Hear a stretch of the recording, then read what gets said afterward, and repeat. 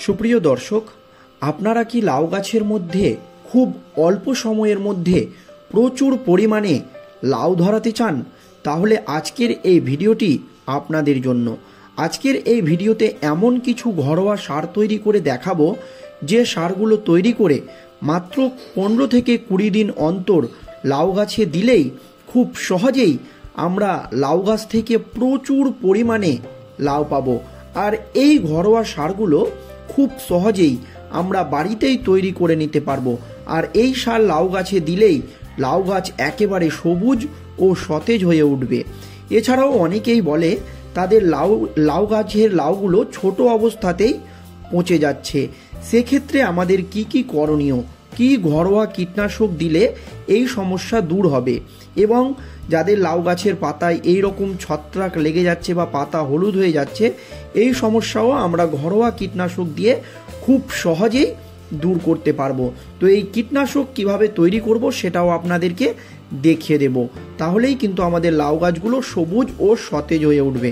তো চলুন, প্রথমেই আমাদেরকে নিয়ে নিতে হবে ব্যবহৃত চা পাতা। তো দর্শক, আপনারা এখানে দেখতে পাচ্ছেন আমি কিছুটা পরিমাণে ব্যবহৃত চা পাতা নিয়ে নিয়েছি। এই চা পাতাগুলো ব্যবহার করার পর আমাদেরকে একটু ভালোভাবে ধুয়ে রোদ্রে একদিন মতো শুকিয়ে নিতে হবে, এটা অবশ্যই মনে রাখবেন।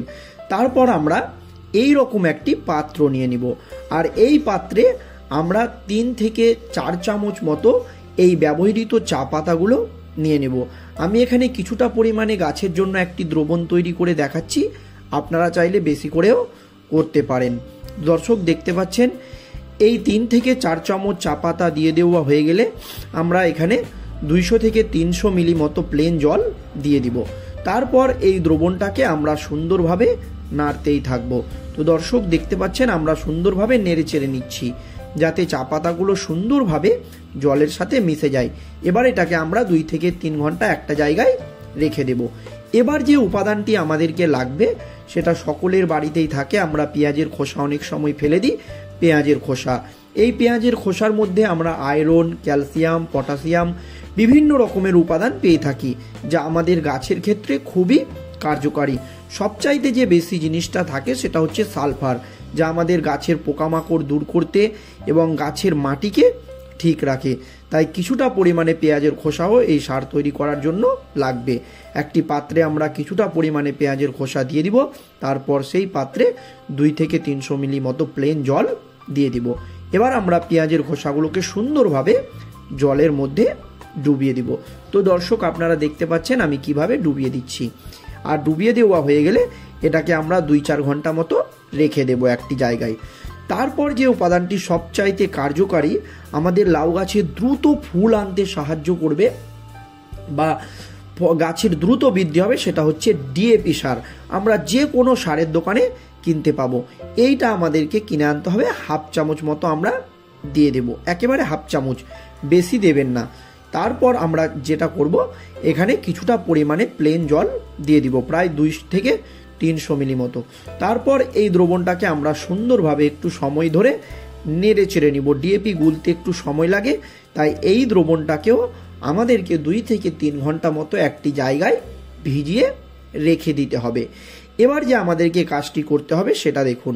আমরা যে চা পাতাগুলো ভিজিয়ে রেখেছিলাম সেটা আপনারা দেখতে পাবেন 3 থেকে 4 ঘন্টা পর একেবারে জলের সাথে মিশে গেছে, এবং জলের যে রং সেটা কালো বর্ণের হয়ে গেছে, আপনারা এখানে ভালোভাবে লক্ষ্য করলে দেখতে পাবেন।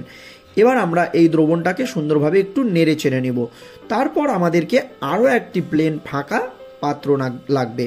তো আপনারা দেখতে পাচ্ছেন আমি এখানে একটি প্লেন ফাঁকা পাত্র নিয়েছি, এবং এই চা পাতা ভেজানো জলটাকে সুন্দরভাবে ছেঁকে নিচ্ছি। তো অবশ্যই আমাদেরকে ছেঁকে নিতে হবে। তো আপনারা দেখতে পেলেন। এবার পেঁয়াজের খোসা ভেজানো জল, যেটাকে আমরা আপনাদেরকে বলেছিলাম 2 থেকে 3 ঘন্টা মতো এটাকেও ডুবিয়ে রাখতে হবে, তাহলে সমস্ত পুষ্টিগুণগুলো জলের মধ্যে মিশে যাবে। আর এবার আমাদেরকে এই দ্রবণটাকে একটু সুন্দরভাবে নেড়ে চেড়ে নিতে হবে। তারপর আমরা যেখানে চা পাতা ভেজানো জলটা ছাঁকলাম তার সাথে এই পেঁয়াজের খোসা ভেজানো জলটাও সুন্দরভাবে ছেঁকে নিতে হবে। তো আপনারা দর্শক দেখতে পাচ্ছেন আমি ছেঁকে নিচ্ছি। এবার যে কাজটি করতে হবে, ছেঁকে নেওয়া হয়ে গেলে ডিএপি মেশানো যে জল সেই জলটাকেও আমরা এর সাথে মিক্স করে দেব। মানে তিনটা উপাদানকেই আমরা সুন্দরভাবে একসঙ্গে মিক্স করে এই তিনটি দ্রবণকে নেড়ে চেড়ে নেব। এটা কিন্তু সরাসরি গাছে দিলে আমাদের গাছের ক্ষতি হতে পারে। এটা 4 থেকে 5 লিটার জলে আমরা মিক্স করে নিব এই সম্পূর্ণ দ্রবণটা, তারপরেই আমরা গাছে এটাকে দিয়ে দেব। তো কতটা পরিমাণে দেব, কখন দেব, কিভাবে দেব সেটা আপনাদেরকে আমি দেখিয়ে দেব। কিন্তু যাদের লাউ গাছে প্রচুর পরিমাণে লাউ হয়েছে কিন্তু লাউগুলো ছোট অবস্থাতেই পচে যাচ্ছে বা গাছের পাতা হলুদ হয়ে যাচ্ছে, সেক্ষেত্রে কি কি করণীয় দেখুন। তার জন্য আমাদেরকে ঘরোয়াভাবে একটি কীটনাশক তৈরি করে নিতে হবে। আর কীটনাশক তৈরি করার জন্য লাগবে রসুন, মাত্র 2টি রসুন হলে হবে। তারপর আমাদেরকে সুন্দরভাবে রসুনগুলোকে ছাড়িয়ে নিতে হবে। তো দর্শক আপনারা দেখতে পাচ্ছেন আমি এখানে এই দুটো রসুনকেই সুন্দরভাবে ছাড়িয়ে নিচ্ছি। এইভাবে আমরা ছাড়িয়ে নেব। ছাড়িয়ে নেওয়া হয়ে গেলে এই দুটো রসুনকে আমাদেরকে বেটে নিতে হবে। তো সেই জন্য আমি এখানে এটি ব্যবহার করছি। আপনারা চাইলে মিক্সচার মেশিনও ব্যবহার করতে পারেন বেশি মেশিনের জন্য, বেশি গাছের জন্য তারপর আমরা এই দ্রবণটাকে সুন্দরভাবে একটু বেটে নেব। এবার আমাদেরকে কি লাগবে, আরও একটি প্লেন ফাঁকা পাত্র নিয়ে নিতে হবে। এটা কিন্তু খুবই পাওয়ারফুল একটি কীটনাশক। আপনারা তৈরি করার সময়তেই বুঝতে পারবেন যে এটার কী ধরনের ঝাঁঝ বা পাওয়ার। তারপর আমরা সেখানে কিছুটা পরিমাণে জল দিয়ে দেবো, প্রায় 2 থেকে 300 মিলি মতো। তো দর্শক দেখতে পাচ্ছেন আমরা 2 থেকে 300 মিলি মতো জল এখানে দিয়ে দিলাম। এবার যে কাজটা করতে হবে, এই দ্রবণটাকে আমাদেরকে একটু সুন্দরভাবে নেড়েচেড়ে নিতে হবে। এবার আমাদেরকে আরও ঘরোয়া 3টি উপাদান লাগবে। তো কি কি উপাদান সেটা আপনাদেরকে দেখিয়ে দেবো। আমাদের সকলের বাড়িতেই এই উপাদানগুলো থাকে, খুব অল্প পরিমাণে এই ঘরোয়া উপাদানগুলোকে আমাদেরকে এর সাথে মিক্স করতে হবে দর্শক। কিন্তু তার আগে অবশ্যই আমরা এই দ্রবণটাকে সুন্দরভাবে নেড়ে চেড়ে নেব। এবার যেটা লাগবে সেটা হচ্ছে হলুদ গুঁড়ো। এই হলুদ গুঁড়ো কিন্তু ভালো ছত্রাকনাশক, কীটনাশক বা অনেক সময় ফাঙ্গিসাইডেরও কাজ করে দর্শক, খুবই কার্যকারী একটি জিনিস।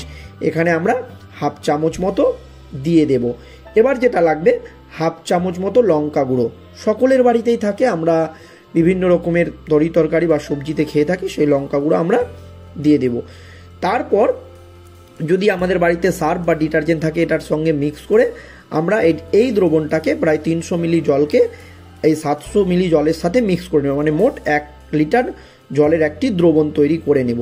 প্রথমে যে সারটা আমরা তৈরি করলাম সেটা কিভাবে দেব, লাউ গাছের গোড়ায় দেওয়ার জন্য আমাদেরকে গাছের গোড়া সুন্দরভাবে খুঁড়ে নিতে হবে এবং গাছের গোড়াকে আগাছামুক্ত বা পরিষ্কার পরিচ্ছন্ন করে নিতে হবে। তারপর যে সারটা তৈরি করলাম, আমাদের লাউ গাছ টবে বা মাটিতে থাকুক না কেন, আমরা যতটা পরিমাণে জল দিই ততটা পরিমাণে সেই সারটাকে দিয়ে দেব। এবং যে কীটনাশকটা তৈরি করলাম আমরা লাউ গাছ সহ যে কোনো গাছে দুপুরে কিংবা সকালে স্প্রে করে দেব।